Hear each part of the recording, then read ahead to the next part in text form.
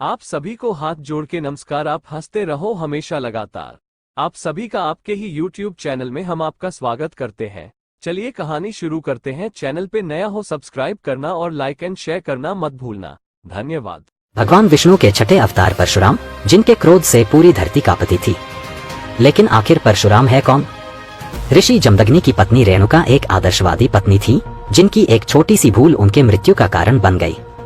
एक दिन नदी से जल भरते समय उनका मन एक गंधर्व की ओर आकर्षित हो गया। एक पराये पुरुष के लिए उनके मन में कामवासना जागी, जिससे उनकी पवित्रता भंग हो गई। जब वह लौटे, उनके पति ऋषि जमदग्नि को इस बात का आभास हो गया और वह भयंकर क्रोधित हो गए। उन्होंने अपने पुत्रों को आदेश दिया कि वे अपनी मां का सर धड़ से अलग कर दें। एक एक कर उनके चारों पुत्रों ने इस पाप को करने से इनकार कर दिया और फिर उनके सबसे छोटे बेटे परशुराम की बारी आई।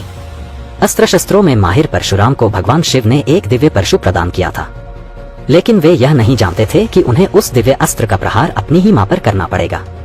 उनके पिता का क्रोध इतना भयानक था कि उनके पूरे परिवार का विनाश हो सकता था। इसलिए अपने पिता को शांत करने के लिए परशुराम ने अपनी मां का वध कर दिया।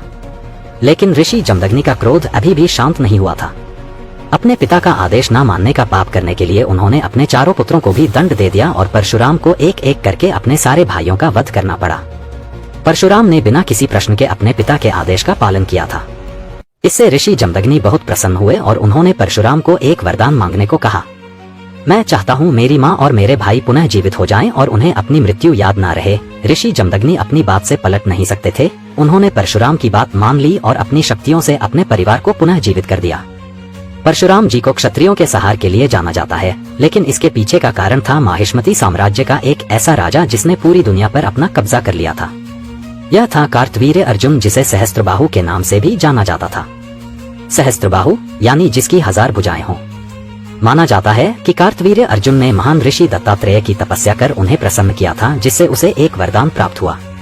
उसने मांग की कि उसकी 1000 भुजाएं हों, जिनकी शक्ति के आगे कोई टिक ना पाए और कोई भी उसे युद्ध में हरा ना पाए। 1000 भुजाओं के साथ सहस्त्रबाहु की शक्ति की कोई सीमा नहीं थी, जिसके दम पर वह अपना राज्य बढ़ाता चला गया। जमीन, नदी, पर्वत, जंगल सब पर सहस्त्रबाहु का राज चलने लगा। लेकिन राज्य बढ़ाने के साथ ही सहस्त्रबाहु का अहंकार भी बढ़ता गया। उसे हमेशा अपने आप को सर्वश्रेष्ठ साबित करने में मजा आता था, इसलिए वह कमजोर लोगों पर जुल्म करने लगा और देखते ही देखते उसकी क्रूरता बढ़ती चली गई।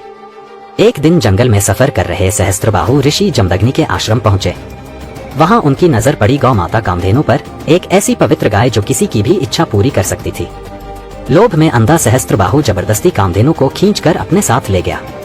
जब परशुराम को इस बात का पता चला तो वह भयंकर क्रोधित हो उठे और उन्होंने सहस्त्रबाहु को युद्ध के लिए ललकारा। अहंकार में डूबा सहस्त्रबाहु परशुराम को साधारण इंसान समझ रहा था, लेकिन जल्द ही वह जान गया कि उसने अपनी ही मृत्यु को बुलावा दे दिया है। परशुराम ने हवा में एक तीर छोड़ा जो हजारों तीरों में बदल गया और सहस्त्रबाहु की सारी सेना पर तीरों की बरसात हो गई। कोई भी उनके सामने टिक नहीं पाया और देखते ही देखते सारी सेना ढेर हो गई। अब सहस्त्रबाहु को बचाने वाला कोई नहीं था। उसने अपना पूरा बल लगाकर परशुराम से युद्ध किया, लेकिन परशुराम ने एक एक कर उसकी सारी भुजाएं काट दी और आखिर में उसका सर काट कर उसका वध कर दिया।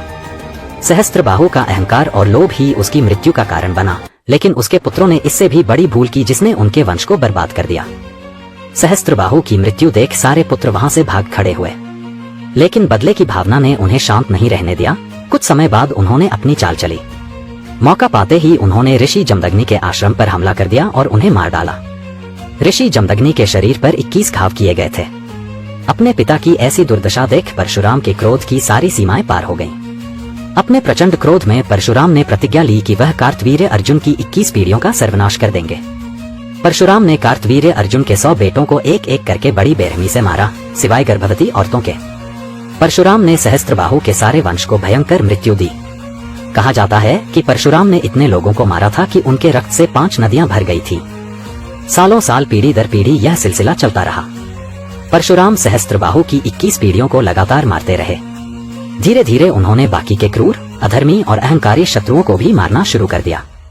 उनका क्रोध इतना प्रचंड था कि माना जाता है परशुराम ने धरती से क्षत्रियों को लगभग पूरी तरह खत्म कर दिया था। इसके पीछे का असली कारण यह था कि अपने सफर में परशुराम ने देखा कि कैसे क्षत्रिय अपनी ताकत के अहंकार में अंधे हो गए हैं, कैसे उनकी वजह से आम लोगों पर जुल्म किए जा रहे हैं। उन्होंने ठान लिया कि वह किसी भी पापी क्षत्रिय को जिंदा नहीं छोड़ेंगे, और यही था परशुराम के जन्म का असली उद्देश्य। भागवत पुराण के अनुसार पापी और क्रूर क्षत्रियों से परेशान बेसहारा लोगों और ब्राह्मणों ने भगवान श्री विष्णु की आराधना की। तब विष्णु जी ने उनसे कहा कि मैं जल्द ही एक योद्धा के रूप में धरती पर आऊंगा और इस पाप का विनाश कर धर्म की स्थापना करूंगा। कभी कभी एक छोटी सी गलती भी इतिहास के पन्ने पलट सकती है। ऐसे ही एक छोटे से बदलाव से जन्मे थे परशुराम। महर्षि ऋचिक की पत्नी सत्यवती अपने माता पिता की इकलौती संतान थी। जब उनकी शादी हुई तो वह चाहती थी कि उनके माता पिता का कोई वंशज हो। इसी कारण उन्होंने अपने पति महर्षि ऋचिक से एक सर्वश्रेष्ठ पुत्र की कामना की। ऋषि ऋचिक ने उनकी इच्छाओं को पूर्ण करने का निर्णय लिया। विष्णु पुराण के अनुसार ऋषि ऋचिक ने दोनों के लिए प्रसाद तैयार किया जिसे ग्रहण करने से उन्हें पुत्र की प्राप्ति होगी। लेकिन दोनों प्रसादों में अलग अलग गुण थे। सत्यवती के लिए एक ब्राह्मण पुत्र और उनकी मां के लिए एक क्षत्रिय। लेकिन किसी कारण से ये दोनों प्रसाद आपस में बदल गए। जब ऋषि ऋचिक को यह पता चला तो वह बहुत क्रोधित हो गए। विधि का विधान कोई नहीं बदल सकता। उन्होंने बताया कि क्षत्रिय परिवार में पैदा होने के बाद भी उनकी मां एक ब्राह्मण गुणी पुत्र पाएंगी और सत्यवती का पुत्र ब्राह्मण होने के बजाय क्षत्रिय होगा। सत्यवती ने अपनी गलती का एहसास कर ऋषि ऋचिक से माफी मांगी, जिसके फलस्वरूप उन्होंने उसे वरदान दिया कि उनका पुत्र नहीं बल्कि पोता क्षत्रिय होगा। आगे चलकर सत्यवती ने जमदग्नि को जन्म दिया।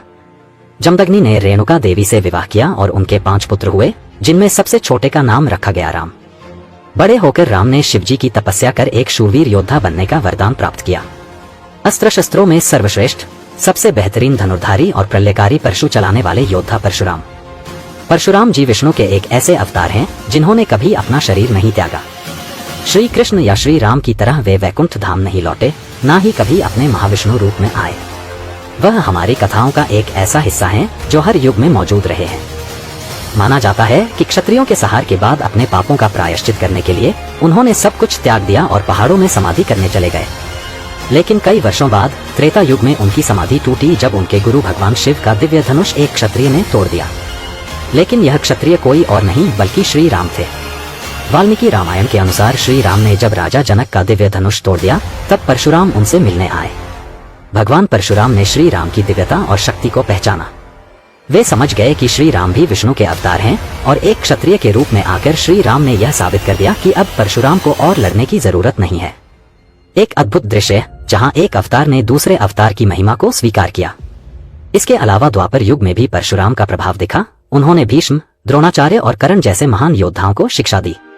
आज कलयुग में माना जाता है कि परशुराम जी महेंद्रगिरी पर्वत पर तपस्या में लीन हैं, जो ओडिशा के पास है।